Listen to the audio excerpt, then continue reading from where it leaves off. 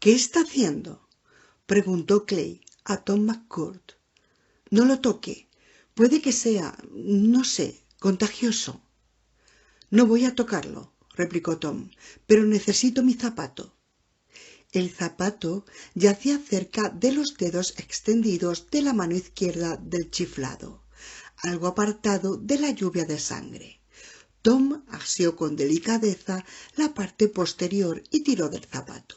Luego se sentó en el bordillo de Boylston Street, justo donde el furgón de Mr. Softly había aparcado en lo que Clay se le antojaba ahora otra vida, y se lo calzó.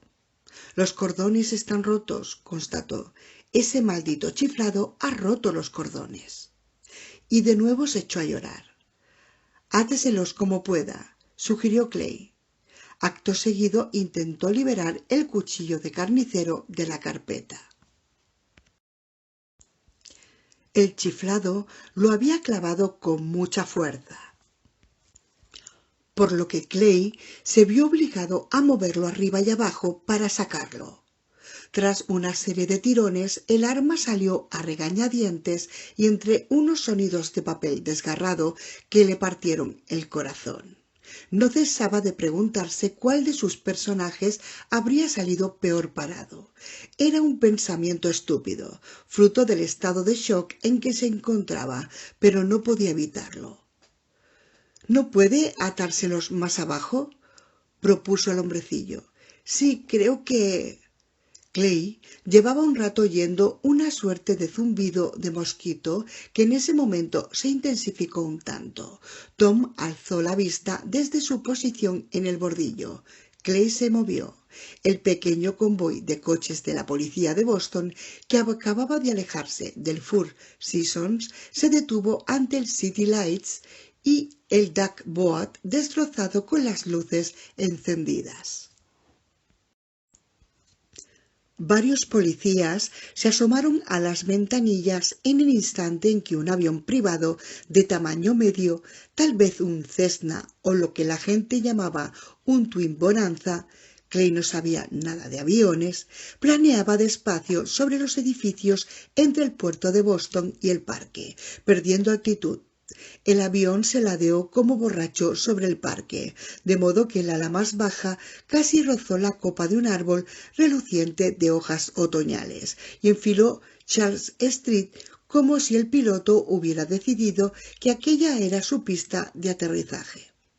A menos de 7 metros del suelo se inclinó hacia la izquierda y el ala chocó contra la fachada de un edificio de piedra gris, tal vez un banco, situado en la esquina de Charles y Bacon. En aquel momento, la sensación de lentitud se evaporó.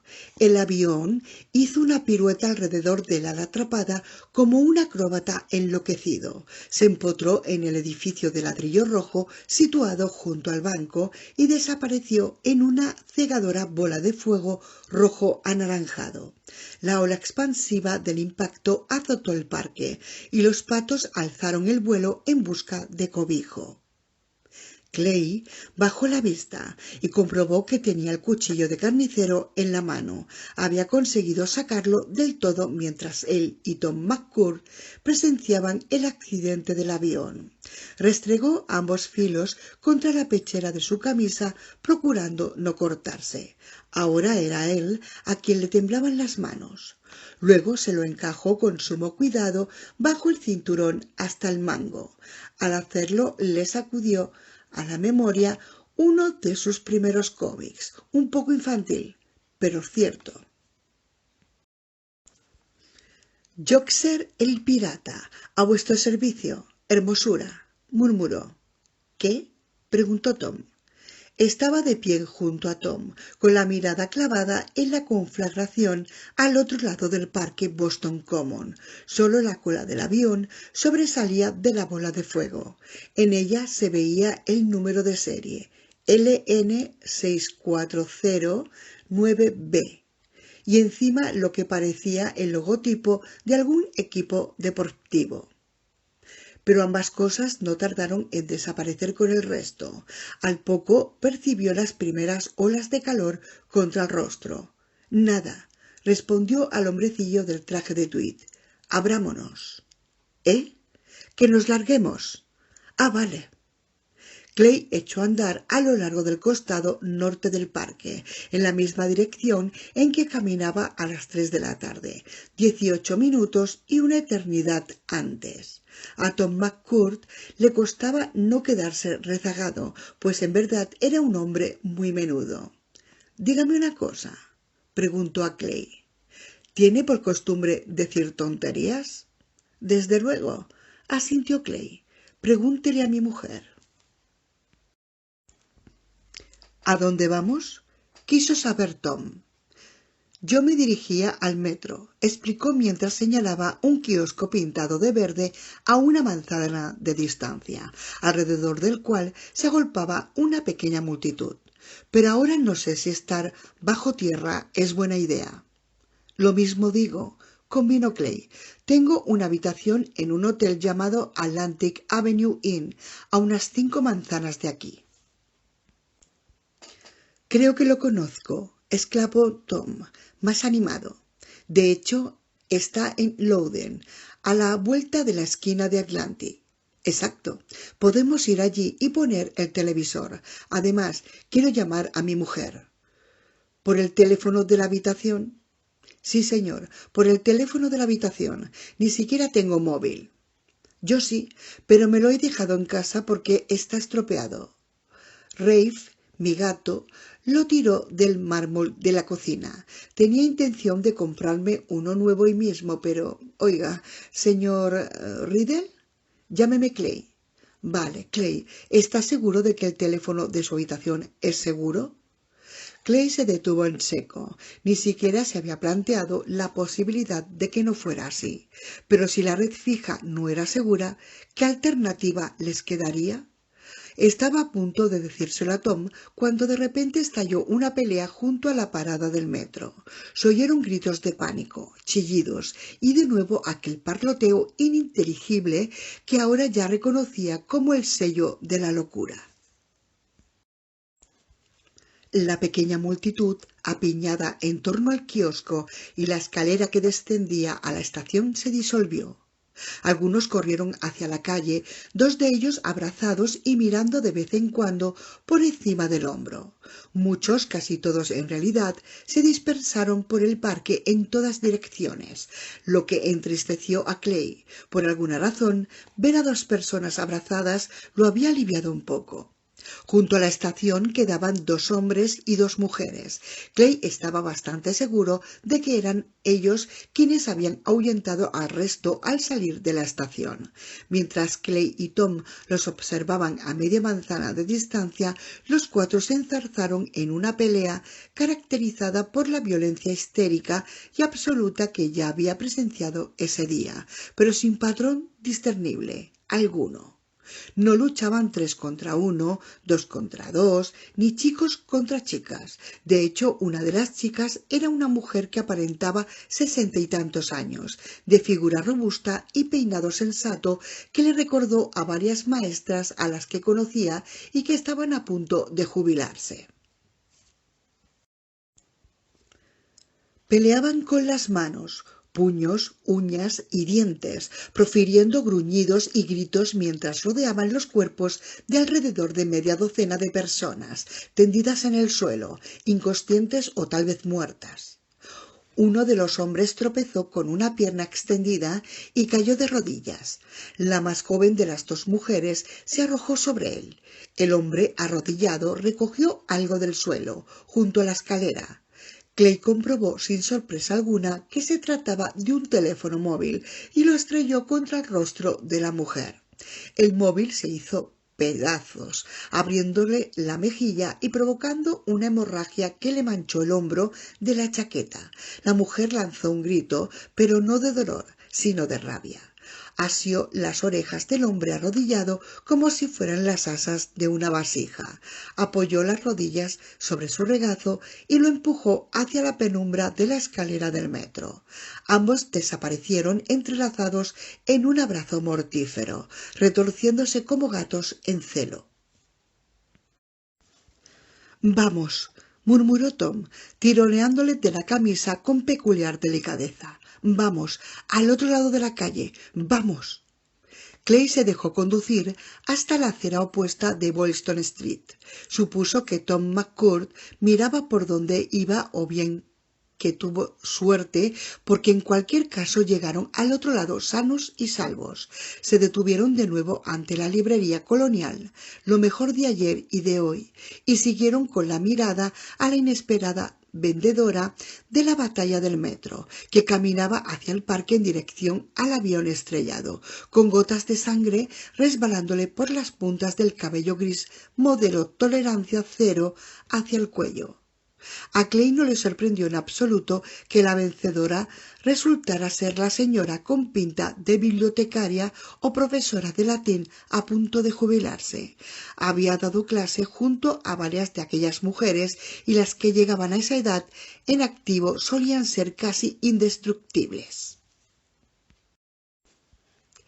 Abrió la boca para comentárselo a Tom, porque lo cierto era que le parecía bastante ingenioso, pero lo único que brotó de su garganta fue una suerte de graznido.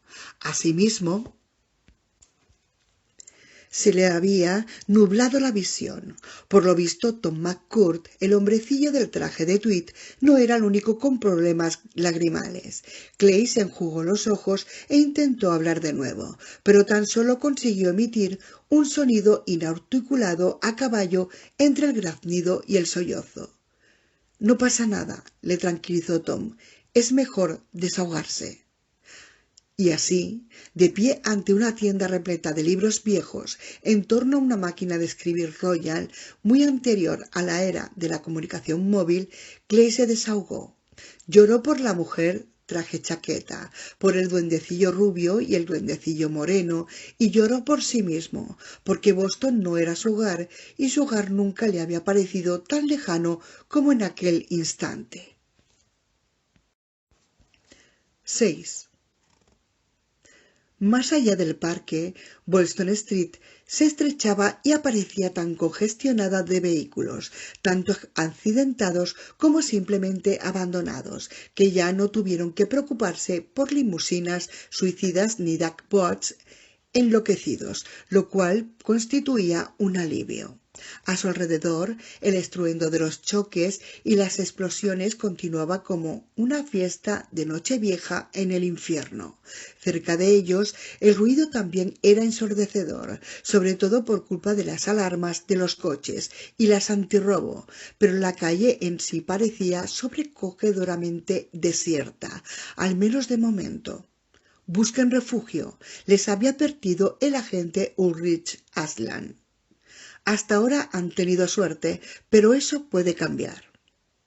Sin embargo, a 2 manzanas al este de la librería Colonial y a 1 manzana del no demasiado cutre Hotel de Clay, volvieron a tener suerte. Otro chalado, en ese caso un joven de unos 25 años y músculos sin duda torneados en el gimnasio, salió de un callejón delante de ellos y cruzó la calle como una exhalación, saltando sobre los parachoques entrelazados de 2 coches, mientras soltaba una incesante perorata ininteligible.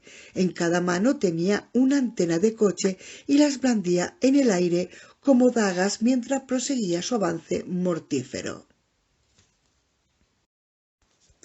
Iba desnudo, salvo por lo que parecían unas Nike nuevas con motivos rojo chillón. Su polla oscilaba como el péndulo de un reloj de pared en pleno subidón de speed. Alcanzó la acera opuesta y torció hacia el oeste, de vuelta al parque. Su trasero se contraía y se dilataba a un ritmo frenético. Tom McCourt asió el brazo de Clay con fuerza hasta que el chiflado se perdió de vista. Luego fue aflojando la presión de forma gradual. «Si nos hubiera visto», musitó. «Sí, pero no lo ha hecho», lo atajó Clay. De repente se sentía absurdamente feliz. Sabía que aquella sensación pasaría, pero por el momento estaba encantado de saborearla. Se sentía como si acabara de apostar la cantidad más elevada de la noche al número ganador. Compadezco a la persona a quien sí veía, comentó Tom. Pues yo compadezco a la persona que lo vea a él, puntualizó Clay. Vamos. 7. Las puertas del Atlantic Avenue Inn estaban cerradas con llave. Clay se asombró tanto que por un instante no pudo hacer más que quedarse ahí parado como un pasmarote, intentando girar el pomo y sintiéndolo resbalar entre los dedos mientras trataba de asimilar la idea. Cerradas. Las puertas de su hotel estaban cerradas. Tom se situó junto a él y apoyó la frente en el cristal para mitigar el reflejo y escudriñó el interior. Del norte, procedente a buen seguro de Logan, llegó otra de aquellas explosiones monstruosas. Esta vez Clay tan solo dio un respingo mínimo y le pareció que Tom McClure no se inmutaba en absoluto, pues estaba demasiado concentrado en lo que veía. Hay un tipo muerto en el suelo, anunció por fin. Lleva uniforme, pero parece demasiado viejo para ser un botones. No quiero que nadie me lleve el puto equipaje, dijo Clay. Lo único que quiero es subir a mi habitación. A su lado, Tom emitió un extraño bufido. Por un instante, Clay creyó que estaba llorando de nuevo, pero al poco comprendió que era una risita ahogada. En un vidrio de la puerta de doble hoja se veían impresas las palabras Atlantic Avenue Inn, así como una mentira descarada, el mejor hotel de Boston, en el otro. Tom golpeó con la palma de la mano el vidrio izquierdo entre la frase el mejor hotel de Boston y una hilera de etiquetas de tarjetas de crédito. Clay también escudriñaba el vestíbulo, pero no era muy espacioso. A la izquierda se encontraba el mostrador de recepción y a la derecha habían dos ascensores. Una alfombra granate cubría parte del suelo. Sobre ella yacía el viejo uniformado, de bruces con un pie encaramado a un sofá y una reproducción enmarcada de un velero Currier and Ives sobre el trasero. La sensación de felicidad que Clay había experimentado un momento antes se desvaneció como por ensalmo, y cuando Tom empezó a porrear el vidrio con el puño, le cubrió la mano para detenerlo. No se moleste, dijo, no van a dejarnos entrar aunque estén vivos y cuerdos. Reflexionó unos segundos antes de añadir, sobre todo si están vivos y cuerdos. Tom le lanzó una mirada inquisitiva. No lo entiende, ¿verdad? ¿Eh? ¿El qué? Las cosas han cambiado. No pueden dejarnos aquí fuera. Apartó la mano de Clay, pero en lugar de volver a porrear el vidrio, apoyó de nuevo la frente contra él y empezó a gritar. Clay se dijo que el hombrecillo poseía una voz bastante potente para ser tan menudo. ¡Los de ahí dentro! Silencio. En el vestíbulo no se produjo ningún cambio. El viejo botones seguía estando muerto, con un cuadro tapándole el trasero. Los de ahí dentro. Será mejor que abran la puerta. El hombre que me acompaña es cliente del hotel y yo soy su invitado. Abran o romperé el vidrio con un adoquín. ¿Me oyen? ¿Un adoquín? Exclamó Clay con una carcajada. ¿Ha dicho adoquín? Genial. Y rió más fuerte sin poder contenerse. En aquel momento captó un movimiento con el rabillo del ojo. Al volverse vio a un adolescente a cierta distancia de ellos. Los miraba con una expresión aturdida en los ojos demacrados y ojos azules. Llevaba un vestido blanco con la pechera manchada de sangre. Tenía más sangre ya reseca bajo la nariz, en los labios y la barbilla. Aparte de la nariz ensangrentada, no parecía herida, y desde luego no tenía aspecto de loca, tan solo de aturdida, medio muerta de miedo, de hecho. ¿Estás bien?, le preguntó Clay. Avanzó un paso hacia ella y la chica retrocedió otro. Dadas las circunstancias, Clay no se lo reprochaba. Se detuvo y alzó una mano como un policía dirigiendo el tráfico. «No te muevas».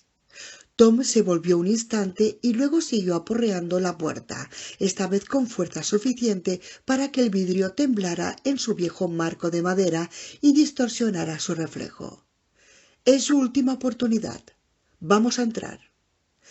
Clay se giró y abrió la boca para advertirle que con semejantes fantasmadas no conseguiría nada. Ese día no.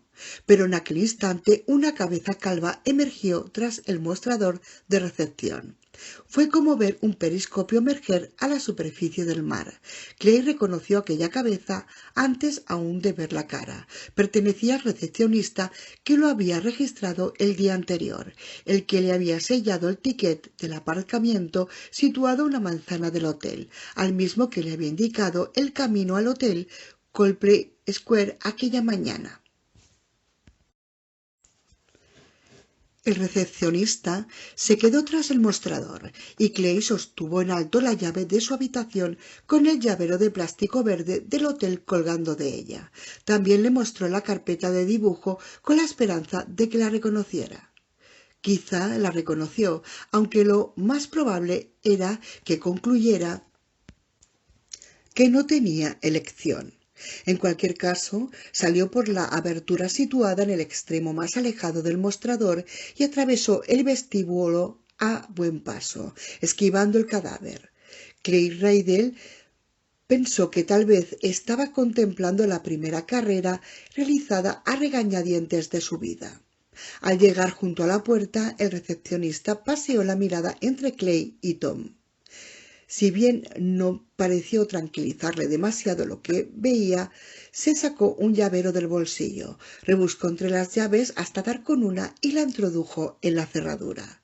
Cuando Tom alargó la mano hacia el pomo, el hombre alzó la mano como había hecho Clay al ver a la adolescente ensangrentada. Escogió otra llave, la hizo girar en otra cerradura y por fin abrió la puerta. «Entren, deprisa», los instó. En aquel instante vio la chica, que los observaba desde una distancia prudencial. «Ella no». «Ella sí», replicó Clay. «Vamos, cariño», la animó. Pero la chica no quería, y cuando Clay avanzó un paso hacia ella, giró sobre sus talones y echó a correr. El vestido blanco revoloteaba a su alrededor. 8. «Podría morir ahí fuera», dijo Clay. «No es asunto mío», espetó el recepcionista. «¿Entra o no, señor Riddle?» Pronunció su nombre mal, con acento de Boston, no el tosco acento medio sureño al que Clay estaba acostumbrado en Maine, donde daba la impresión de que una de cada 3 personas era un expatriado de Massachusetts, pero con pretensiones de sonar como un británico. «Se pronuncia Riddle», puntualizó. Y desde luego iba a entrar. No tenía intención de permitir que aquel tipo lo dejara fuera ahora que la puerta estaba abierta, pero se quedó un momento más en la acera por si veía reaparecer a la chica.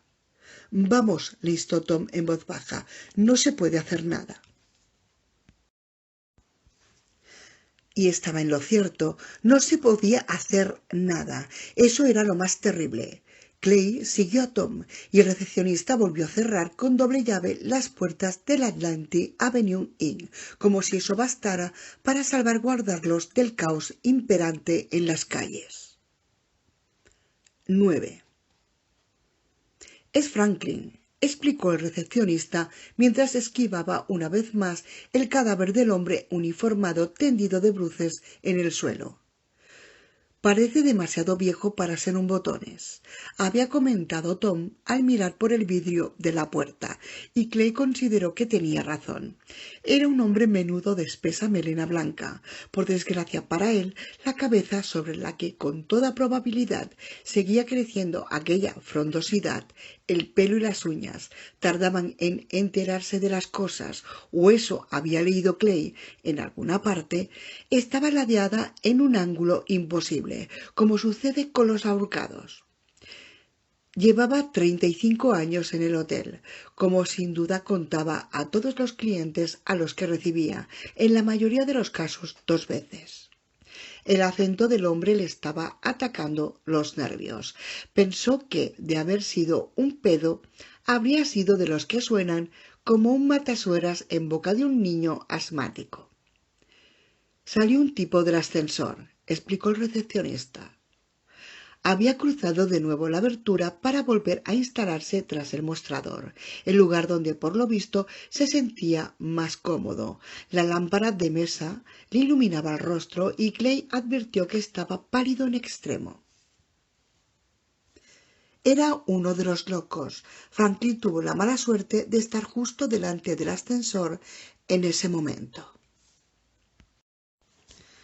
Veo que ni siquiera se le ha ocurrido la idea de quitarle al menos el puto cuadro del trasero, le atajó Clay. Se agachó, cogió la reproducción de Courier and Ives, la dejó sobre el sofá y retiró el pie del botones muerto que había quedado apoyado sobre el almohadón. El pie se estrelló contra el suelo con un golpe sordo que Clay conocía bien porque lo había plasmado en numerosos cómics con la palabra boom. El hombre del ascensor solo le dio un puñetazo, prosiguió el recepcionista, pero tan fuerte que el pobre Franklin se estrelló contra la pared. Creo que se rompió el cuello. En cualquier caso, fue eso lo que descolgó el cuadro de la pared, lo que, en opinión del recepcionista, parecía justificarlo todo. ¿Y qué hay del hombre que lo golpeó?, preguntó Tom. El loco. ¿A dónde fue? Salió, repuso el recepcionista. Fue entonces cuando pensé que lo más sensato era cerrar con llave. Cuando salió, los miró con una mezcla de miedo y codicia lasciva que repugnó sobremanera a Clay. ¿Qué está pasando ahí fuera? ¿Se han puesto muy feas las cosas? Me parece que ya debe imaginárselo. ¿No cerró con llave precisamente por eso?, replicó Clay. Sí, pero ¿qué dice la televisión?, lo interrumpió Tom. Nada, la televisión por cable no funciona. Miró el reloj. Desde hace media hora. ¿Y la radio? El recepcionista lanzó a Tom una mirada exasperada. Clay empezaba a pensar que aquel tipo podría escribir un libro titulado «Cómo caer mal sin previo aviso». ¿Radio en este hotel? ¿En un hotel del centro? Estará de guasa. Del exterior les llegó un agudo alarido de miedo. La chica del vestido blanco ensangrentado apareció de nuevo ante la puerta y empezó a porrearla con la palma de la mano sin dejar de mirar por encima del hombro. Clay corrió hacia la puerta. No, la ha cerrado, ¿recuerda?, le advirtió Tom. Clay lo había olvidado. Se volvió hacia el recepcionista. Ábrala. No, replicó el hombre al tiempo que cruzaba los brazos con firmeza sobre el pecho escuálido para indicar que se oponía a aquella alternativa. Fuera, la chica volvió a mirar por encima del hombro y golpeó la puerta con más fuerza, el ensangrentado rostro tenso por el terror.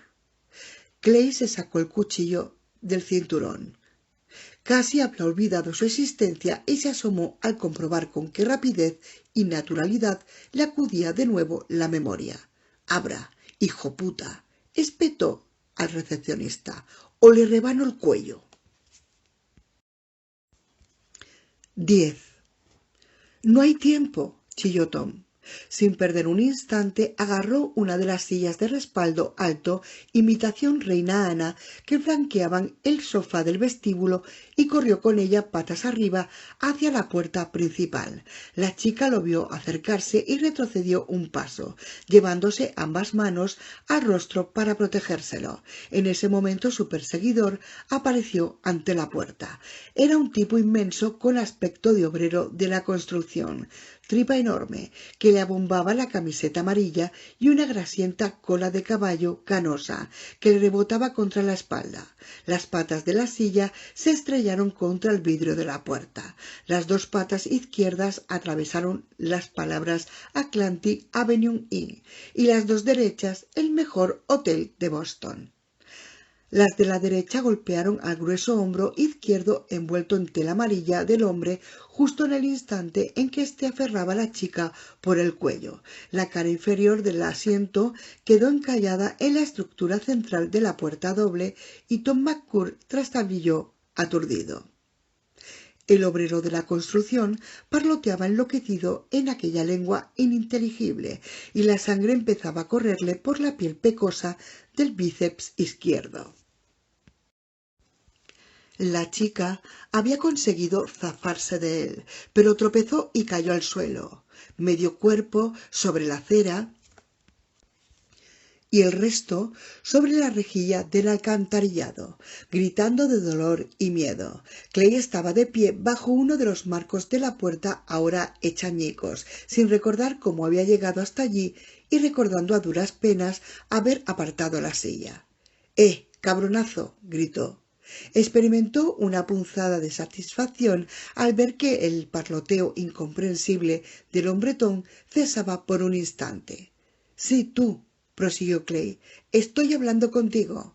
Y luego, porque fue lo único que se le ocurrió en aquel momento, añadió: me he tirado a tu madre y estaba más seca que un tronco viejo.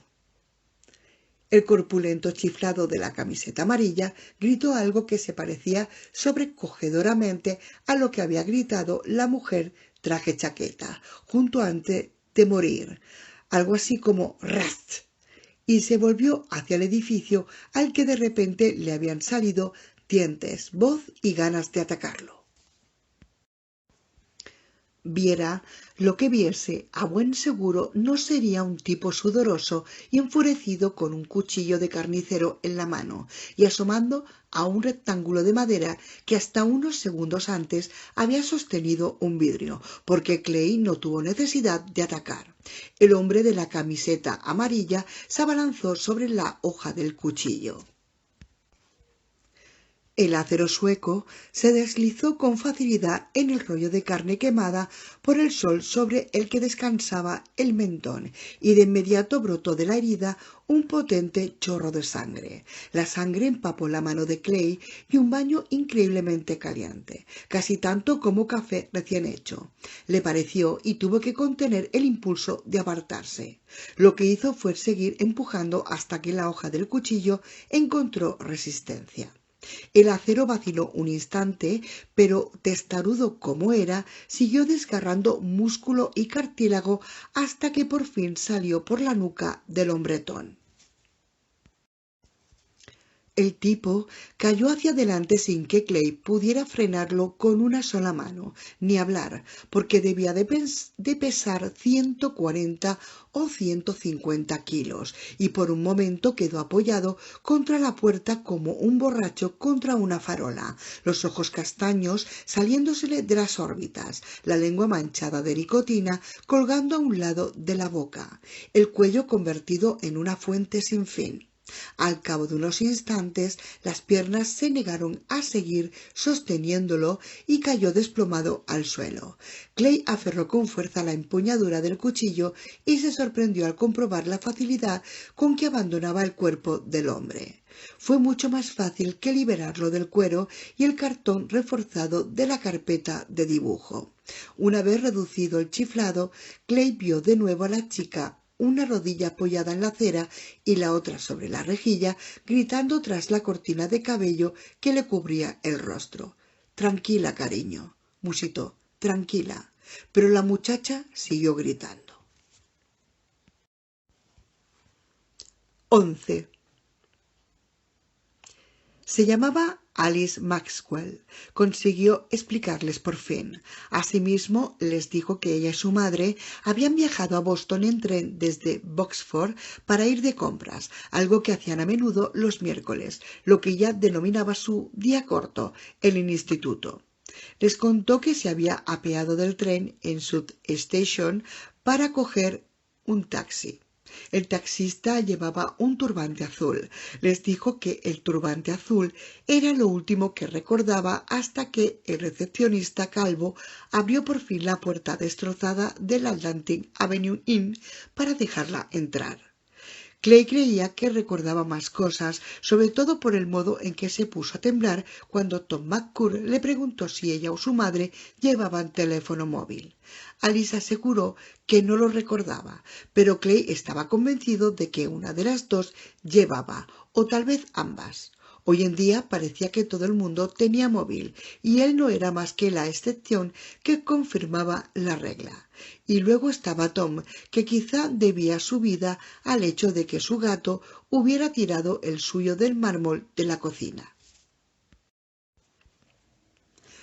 Conversaron con Alice, una conversación que consistió en su mayor parte en que Clay le formulara preguntas mientras ella permanecía callada, con la mirada clavada en las rodillas desolladas y meneando la cabeza de vez en cuando. En el vestíbulo del hotel, Clay y Tom habían colocado el cadáver de Franklin tras el mostrador de recepción sin hacer caso de la sonora y estrambótica protesta del recepcionista calvo, según el cual, de ese modo, lo tendré todo el rato bajo los pies. El recepcionista, que se había presentado como señor Riccardi, se retiró al despacho. Clay lo siguió hasta cerciorarse de que había dicho la verdad acerca de que la televisión estaba fuera del servicio y luego lo dejó allí. Sharon Riddle habría comentado que el señor Riccardi estaba cavilando en su madriguera. Sin embargo, el hombre no había dejado escapar la oportunidad de regañar a Clay. Ahora estamos abiertos al mundo, espetó con amargura. Estará satisfecho, señor Riccardi, repuso Clay en el tono lo más paciente posible. He visto un avión estrellarse al otro lado del parque hace menos de una hora. Tengo la sensación de que otros aviones, mucho más grandes que el primero, por cierto, están corriendo la misma suerte en Logan. Puede que incluso haya pilotos suicidas que hayan decidido empotrarse en las terminales. Cada 2 por 3 se oyen explosiones por todo el centro de la ciudad. Yo diría que toda Boston está abierta al mundo esta tarde. Para subrayar sus palabras, se produjo un sonoro golpe sobre sus cabezas. El señor Riccardi no alzó la vista siquiera, sino que agitó la mano en dirección a Clay para indicarle que se fuera. Puesto que no podía mirar la televisión, el recepcionista se sentó en su silla y se quedó mirando la pared con expresión severa.